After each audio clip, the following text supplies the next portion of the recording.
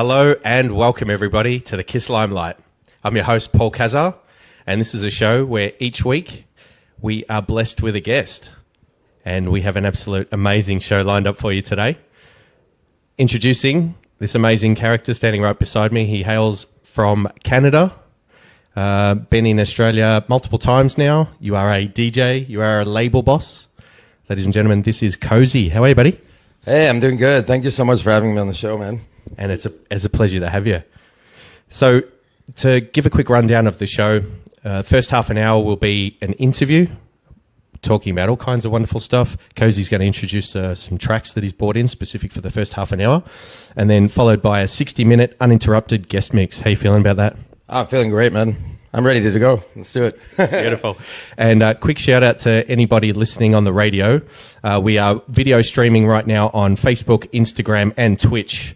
So if you want to see us live streaming from Kiss FM's Mix Lab, tune in. It's a great visual, and let's get things underway, shall we? Yeah, man. Great. Tell us a little bit about yourself, KOZY. Yeah, so I'm visiting here on tour from Canada. So I'm based in Canada. I've been running the label for about 6 years, but started DJing about 15 years ago, back home, just for fun, but kind of, after throwing events for about 13, 14 years now, the label seemed like the next step. So I've been able to tour, and I've been lucky enough to be able to visit so many amazing places because of the label and DJing and playing all the gigs. Yeah. So it's an interesting start because it started with you DJing 15 years ago, and then you started with a promotions company. Is that right? Yeah. Basically, how most people get DJing is like, you go to DOS with your friends, and then people have a controller at home, and then, I just started out that way. But then I also threw like events consistently in Montreal, like illegal warehouse parties and DOS in the forest and stuff. So back in 2010, 11. And then, it was all for fun and kind of stuff. So, but recently took it a bit more seriously. So I think the best projects start as with fun and passion and just from a really relaxed perspective. So, and what's the name of the label? Yeah, the label's called Alpaca Music. That's ALPAKA. Exactly. It's like the animal, but with a K. Very good. And to get your spelling right, you are KOZY. Exactly. Yeah. Very good. And so from the launch of your label, how long did it take before you started getting like international recognition, and how long did it take before the kind of next step took place? Yeah, so we launched in about 2019, and then the whole, COVID situation happened, which actually in some ways helped us out because a lot of people were at home listening to music, going on SoundCloud, going on YouTube, so took advantage of that. And then probably about 2021 is where the label started taking off quite a lot because we started the output of releases were getting heftier with bigger artists. So 2021 has started, and 2022 was my first international tour. Beautiful. And we haven't actually spoken about the sound. What's the genre of Alpaca Music and ultimately KOZY? Yeah, so it's called a bit different everywhere. Some people call it, the genre we're going for and the name that it's been attributed now is Sci-Tech or psychedelic techno. However, some people call it dark minimal techno. In Australia, it's called bush techno. So there's a few different names, but Sci-Tech is the general like umbrella category right now. And bush techno is quite a big thing in Melbourne and typically Australia. So yeah, that's it. 20%, about 20% of our artists live in Melbourne. Yeah, amazing. So, there you go. So this is almost coming home to the roots of the label by coming here. Yeah, no, it's exactly it. Every time I come here, I have dozens of friends. I'm able to do like the warehouse party we're throwing tonight. It came together in a week just because I have so many homies and artists here. Yeah. Amazing. And do you want to throw to your first track? And do you want to tell us about it? Yeah, sure. First track is by Green Wolf. It's an Electric Nose remix by Green Wolf, two Swiss artists that are incredible. And it's a big part of my sets these days. So yeah, enjoy. Let's hear it.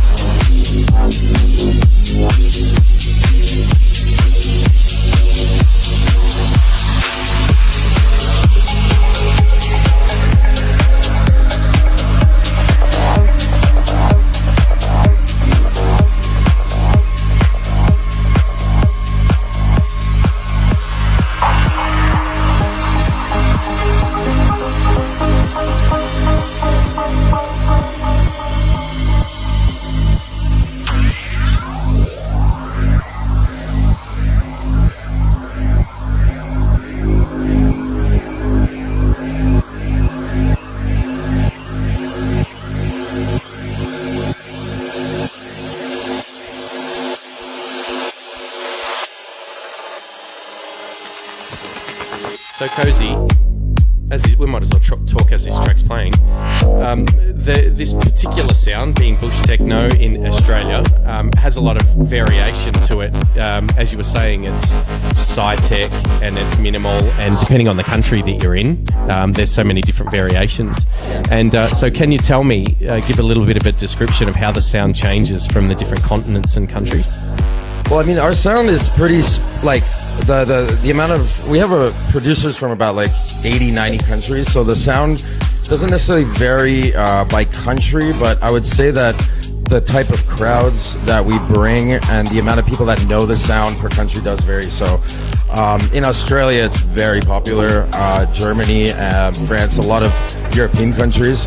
And India, like there's so many random countries, like Mauritius, which is a random island in the middle of the ocean, like in Africa, it's very popular there. And then some other countries like the States or US is not as popular. But there are producers from almost like every country in the world that are making it. So it's just mostly the size of the parties and the how many actually punters know about the sound. But then every time you play the sound for them at a party, the reception is always incredible. Yeah, they always love it. Yeah. And does it vary from like different countries or continents? Is it warehouse parties? Is it what we call a bush stuff here? Is it city festivals? How does it vary? Yeah, there's definitely variation because I think based on like the weather as well and the types of like landscapes and places you are, like in South Africa where we were, it's all like outdoor doofs. They have like some clubs, but you know, in Canada, like you can't really doof outside for 7 months a year because it's like minus 30 degrees. So we have like a huge clubbing and warehouse scene. So I think it definitely depends on the continent you're in. Like same thing for Europe. It's very much a club scene, but then you know you get the festivals in the European summer since it's short. Yeah. And have there been any real standout parties? Is there any really memorable countries or events that you've played at?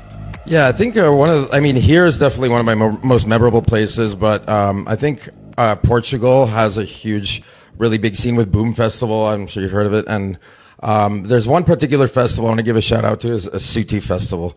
So that's it's a specifically sci-tech festival. The main stage is sci-tech, which is one of the only ones in the world. And they bring all of the biggest sci-techno headliners in the world.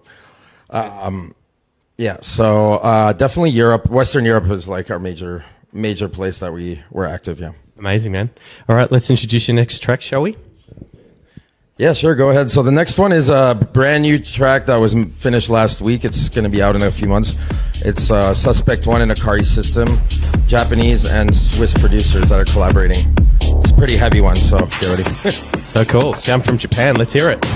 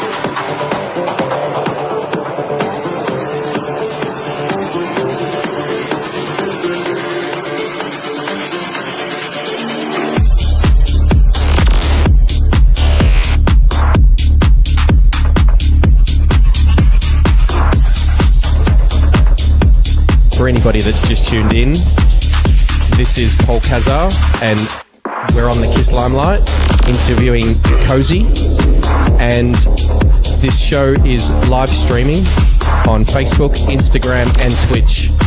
live on site from Kiss FM's Mix Lab. So feel free to tune in.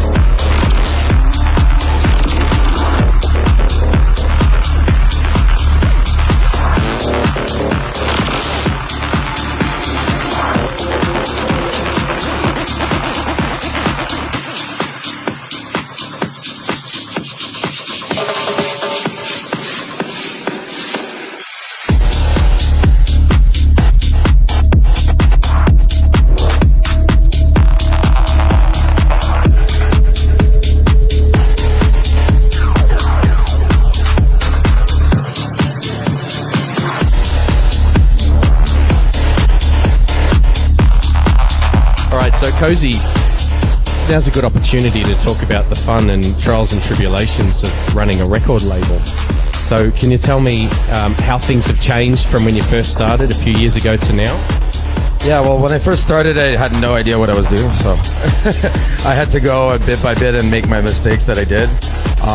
Now we kind of streamlined it. I've streamlined it to the point where I know what I have to do for the next release and everything, but the trouble is now that is maybe it's a good problem to have, is that we have a ridiculous amount of good music coming at us. So it's trying to pick out the best of so many high quality tracks. How many tracks do you think you receive per month? I'd say probably 20 to 30 a week. Yeah, it's a lot. So, and we're releasing about a release a week now, which is a bit more than I want to. I was trying to stick to 2 to 3 releases a month, but now we're going 4 a month because we have so many releases backed up.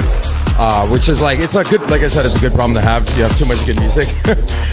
So it's a good sign where the artists are going and how many producers we have coming through that are amazing. So, and do you have an in-house mastering team? Anybody in particular, or do you outsource it? How do you get the quality of the tracks up? Yeah, so right now I'm doing mastering with Eri, which is one of the collaborators on that track. So he's the Japanese guy, and he's one of our best producers. So he's mastering all of our tracks now. I use a Z-Moon as well. So I do, and he also does feedback for artists to see if there's any issues with the mix down or any production issues that need to be fixed up. So we do have kind of a quality control team that way. And speaking of quality control and the search for ultimate music, you're branching out and trying to expand into as many different countries as possible, or are you kind of keeping tight with a particular team? What's the strategy? I mean, my strategy, to be honest, is just getting out there and getting in person, going to all the places that I know artists are based and that there's promoters and their sound is being pushed, and going out there in person and meeting them. I think that's the most effective way. And for me, I enjoy it a lot to meet all these people that are doing the same passion, have the same passion, and doing the same things that I do. So I think just going anywhere where the sound is popping up is what I'm trying to do. Yeah. And how do you find out? What's the research, and how are you pulling your data for if a sound's all of a sudden exploding in a country? How do you try and get your information about that? Actually, the best way that I do it is actually through artists on my label. So I will go ask them, because I get artists from every country in the world. So I'll go ask them, where do you play? How's the sound going? Where is it going? Is there a lot of promoters? Is there a lot of parties? I do a lot of research on social media and online and SoundCloud and stuff. So, I find the best way is definitely to ask local artists from that country. Yeah. And you can also check heat maps on SoundCloud and stuff. Right? Yeah, exactly. There's plenty of tools for that. Absolutely. So, do you just want to quickly load your next track, and you can tell me about it as you're loading it? Yeah, here you go. So this is a remix by Louis M of Electripnose that's coming out in about a month, and it's quite a banger that I've been playing in all my sets. It's Louis M is a Portuguese artist, and he's one of the best in the world. Fantastic. So that's Electripnose. Let's hear it.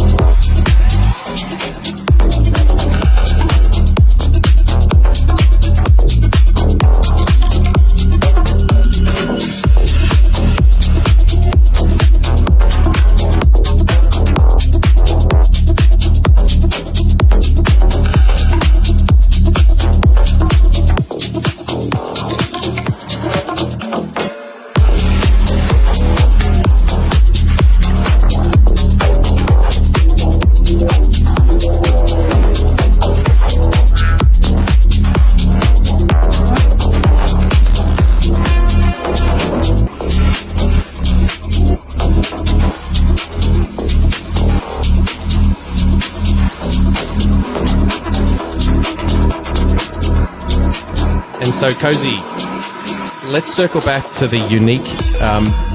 there we go. Yeah, let's get that volume right. Let's circle back to the unique kind of path that got you from being a DJ to then starting a promotions company and then the label and then now touring the world. That's obviously quite a unique path, right? How was that for you, and what was your experience going through all of that? I mean, it's hard to describe how was it in general because it took like, a decade and a half to get there. But I think it kind of naturally happened because I've always been in the music community and throwing events.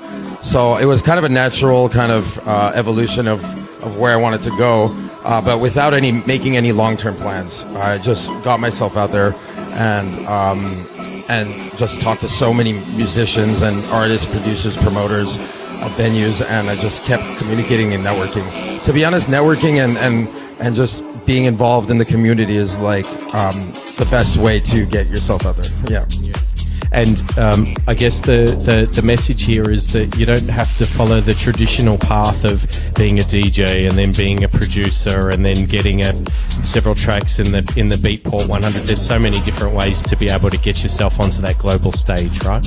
Yeah, exactly. I mean, not everyone is, a lot of DJs are really good at their craft, and not all of them are producers or like to produce or want to be like, at a computer sitting there for like 8 to 10 hours, because if you're not passionate about it and you don't love it, then it's not going to go anywhere. So you really have to love it. And a lot of people are not into it as much. So there's definitely a lot of other ways in the music industry to, to advance as a DJ and as some, an influential part of the music industry.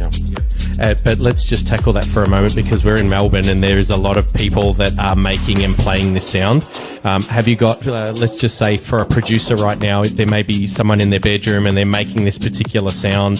They may be a little bit nervous or a little bit embarrassed to be able to share their music because they don't think it's good enough. Have you got any words of wisdom or some encouragement to help those people to get to take the next step? Yeah, honestly, just send your music everywhere and just go for it. Even if it's not perfect, it's never going to be perfect, to be honest. I have producers I work with that are producing for 25 years that still are getting better all the time. So just put it out there, go to the events, send the music to the promoters, to the labels, and just put yourself out there. If that track is not perfect, it doesn't matter. Put it out, make another one. And can you just retouch on the feedback? Yeah, it's all right. On the feedback system that you've got as well. Yeah, so for our artists, the ones that are like particularly that impressed us and that we want to release their music, but there could be some slight production issues or mix down issues. So we have a team of quality control, which is mostly Airy and an unknown concept, who's based in Melbourne.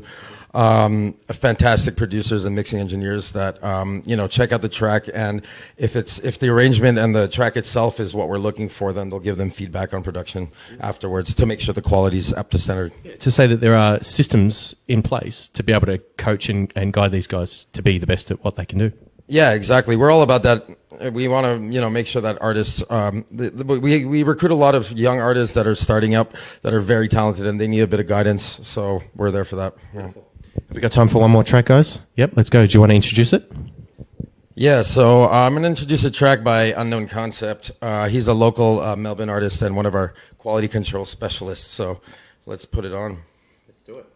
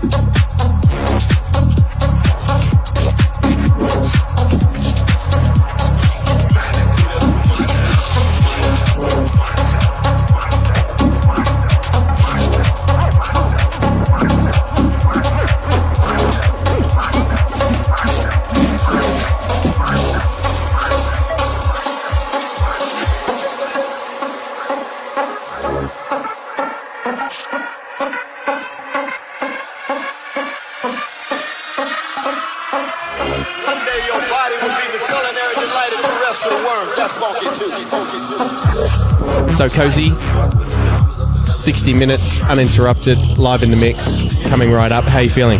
Oh, I'm excited. I'm excited to showcase to all you guys all the unreleased Alpaca music tracks that are coming out in the next few months. And it's been an absolute pleasure to talk to you and get an understanding for who you are and how you think, mate. So thanks for coming on board, and we really look forward to the next 60 minutes, bud. Awesome. Thank you so much for having me, Paul. Cheers.